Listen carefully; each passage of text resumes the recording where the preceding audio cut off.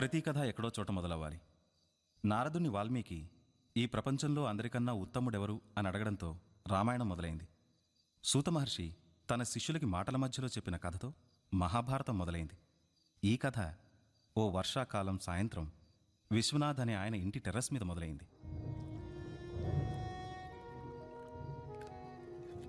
అబూ, ఆడపిల్లకి తండ్రిగా ఉండడం కంటే దురదృష్టం ఇంకోట్లేదురా.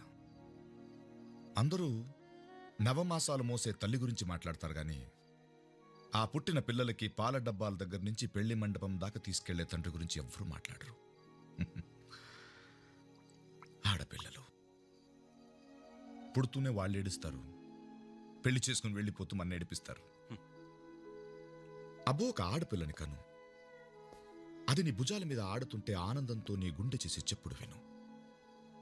దానికో 16 ఏళ్ళు వచ్చాక నీ పక్కన నడుస్తుంటే రోడ్డు మీద వెళ్లే కుర్రాళ్ల దొంగ చూపులు చూడు.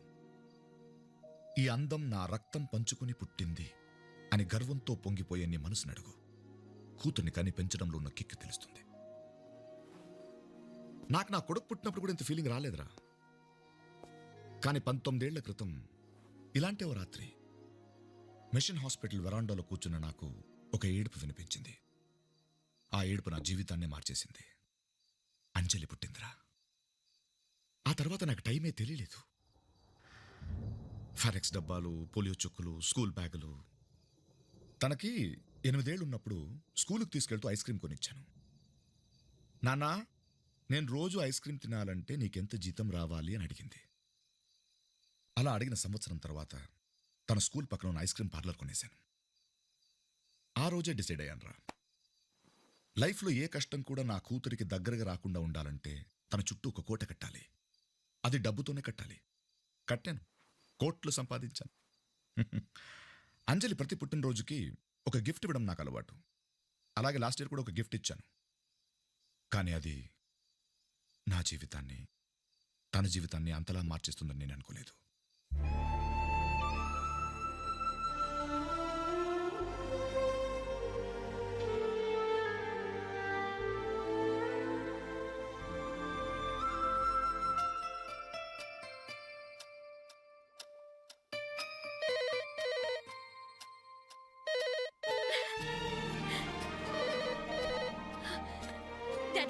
హాయ్ అంజు, నీ గోల్డ్ ఫిష్ ఎలా ఉంది? నేను ఎక్వేరియం దగ్గర ఉన్నానని నీకెలా తెలుసు? నా అంజు వాళ్ళమ్మ కడుపులో ఉన్నప్పటి నుంచి నాకు తెలుసు. అంజలి కూడా వాళ్ళ డాడీ ఎక్కడున్నాడో తెలుసు. ఎక్కడున్నాను? ఢిల్లీలో. మీటింగ్ అయిపోయి హోటల్కి వచ్చి రూమ్ నుంచి ఫోన్ చేస్తున్నారు, రైట్? రాంగ్. ఢిల్లీ మీటింగ్ అయిపోయి ఫ్లైట్లో హైదరాబాద్కి వచ్చి ఇప్పుడు నా బంగారు తల్లి బెడ్రూమ్ కిటికీ కింద నిలబడి మాట్లాడుతున్నాను.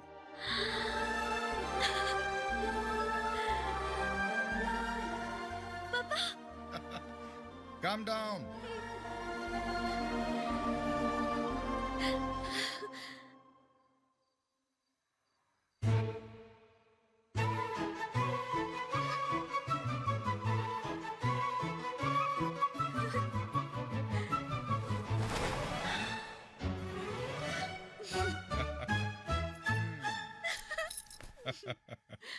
Many happy returns of the day. Thank you. Shall we go for a drive? వద్దా? ఉద్దండు విఘ్న పరిఖండన సండదండ మాఖండలాది సునాయక బృందవంద్యం ఖర్వం స్థూలం తను గజేంద్రవదనం లంబోదరం సుందరం ప్రస్యజన్మలబ్ధవ్యాలోల గంటస్థలం. అయ్యా, అమ్మాయిని ఆశీర్వదించండి.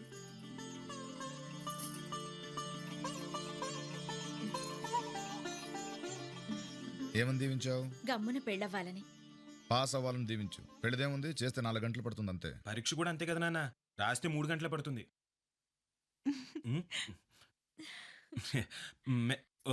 Sorry, many happy returns of the day.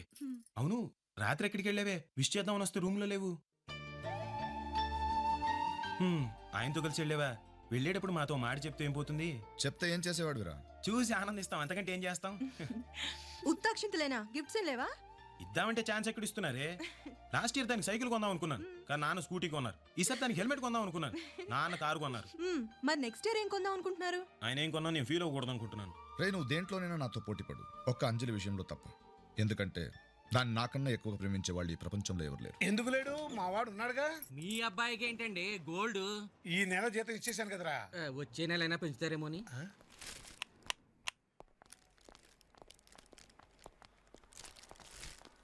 లక్ష్మీం క్షీర సముద్రాధనయం శ్రీరంగధామేశ్వరం దాసి భూత సమస్త దేవనితాం లోకైక దీపాంకరం శ్రీమన్. హలో ఎరా ఆయన ఉన్నారా? అమ్మగారు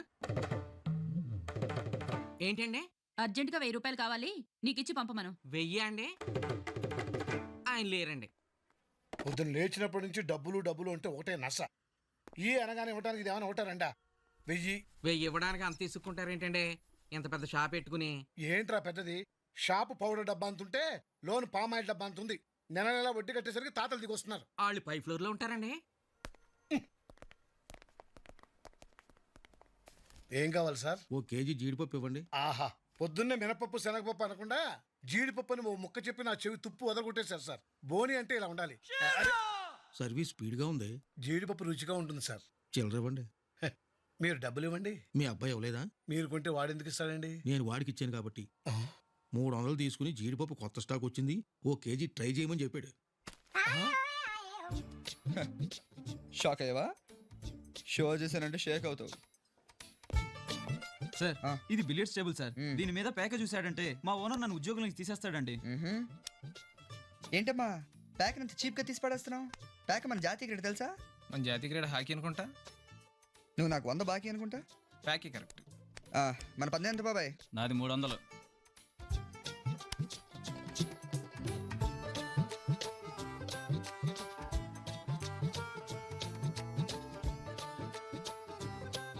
వాడి దగ్గర 2 జాకీలు, ఒక్క ఆసు ఉన్నాయి. నీకెళ్ళి తెలుసురా? ఆడి కళ్ళ చూడరా బాబోయ్. వారిని ఏం బ్రెయిన్ అనేది. మన మొక్కలు దేవద్రా, ఎప్పుడు కావాలంటే అప్పుడు చూసుకోవచ్చు. ముందు పక్కోళ్ళు మొక్కలు చూడమన్నారు పెద్దోళ్ళు. నువ్వు అస్సలు తగ్గకు. మ్మ్.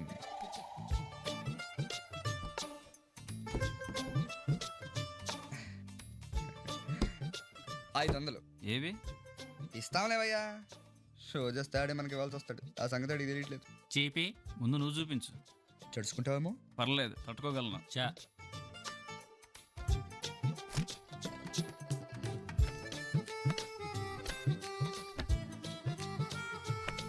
షో ఇంక నువ్వు పో. హలో, మిగతా మొక్కలు కూడా మాకు తెలుసులే అమ్మా. చా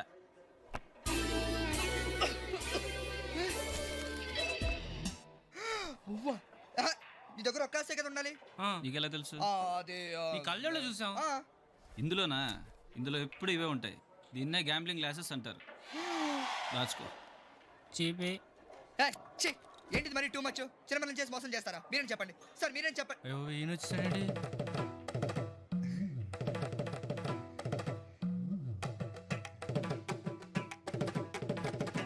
నాన్న ఒక్క నిమిషం ఆగు నాన్న. ఆగరా ఇస్తాను. నాన్న ప్లీజ్, నేను చెప్పేది నాన్న. ఒక్క నిమిషం ఆగు నాన్న. రాత్రి సెకండ్ షో సినిమాకి వెళ్ళాను నాన్న. అక్కడ థియేటర్ బయట ఒకటి ఆడుతున్నాడు. ఏం హ్యాండ్ అన్నాడిది. గంటలో నాకు 300 పోయినాయి. ఎక్కడ పోతే అక్కడే ఎత్తుక్కోవాలి నువ్వేగా చెప్పావు. అందుకే రాత్రి అంతా ఆడి దగ్గర కోచింగ్ తీసుకుని పొద్దున ఇదిగో ఇక్కడ స్టార్ట్ చేశా. ఎంత వచ్చింది? 500. ఏది? మనకు కాదు, ఆడికి. వెధవా వెధవన్నారు వెధవా. రేపు మళ్ళీ ఆడదాం. కలజోడు లేకుండా రారా బాబు.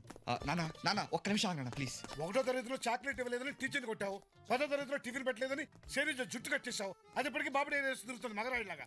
ఒక్క పని నాకు మనశ్శాంతిగా ఉండే ఒక్క పని చేసేవరా నువ్వు? ఎందుకురా బతుకుతున్నావు? ఏంటో నేను పడి చావక.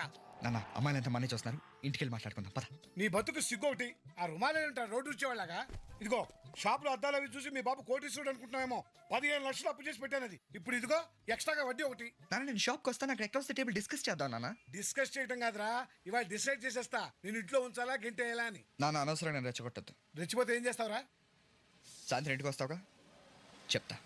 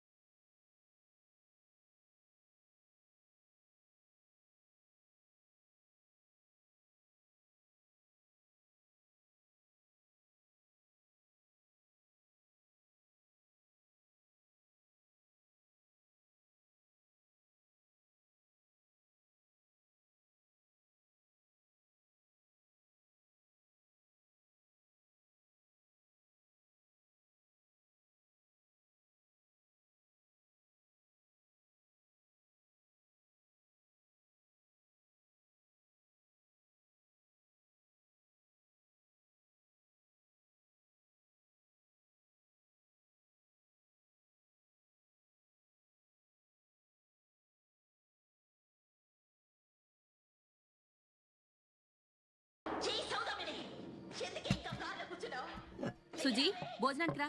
రండి డాడీ. ఈ రోజు ఏం వారం? శనివారం. శనివారం రాత్రి ఏం తింటాను? ఏం తినరు. ఏం తాగుతాను? పాలు. మరి భోజనం రమ్మని ఎందుకు అడిగావు? బుద్ధి లేక నువ్వు రావే. అన్నయ్య రాడా? అన్నయ్య పనికి రాడా అని అడగాలి కానీ తింటానికి రాడా అని అనకూడదమ్మా, తప్పు. ఇలా పనికిరాడు అని తిడుతూ ఉండండి, ఏదో రోజు ఇంటికి రావడం మానేస్తాడు. నేను ఆ రోజు కోసమే చూస్తున్నాను. ఏం మనిషి అండి మీరు? కన్న కొడుకు భోంచేయకుండా పడుకున్నాడని జాలైనా లేదు. ఆ గాలి వ్యధం మీద జాలేం పడక్కల్లా బయట ఎక్కడో తినొచ్చుంటాడు. సాయంత్రం నుంచి వాడు ఎక్కడికి వెళ్ళలేదు. అయితే మధ్యాహ్నం ఎక్కువ తినుంటాడు. అంతేకాని వాడు తినలేదని మాత్రం ఒప్పుకోరు. వాడు ఒక్క పూట తినకపోతే పర్లేదని నువ్వు ఒప్పుకోవచ్చుగా. కర్మ. పాలు తీసుకురా.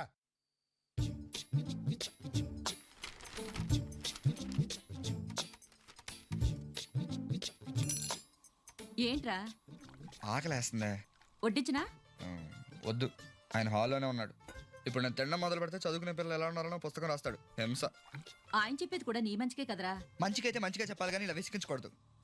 సర్లే కానీ కొంచెం పాలు. ఉమ్.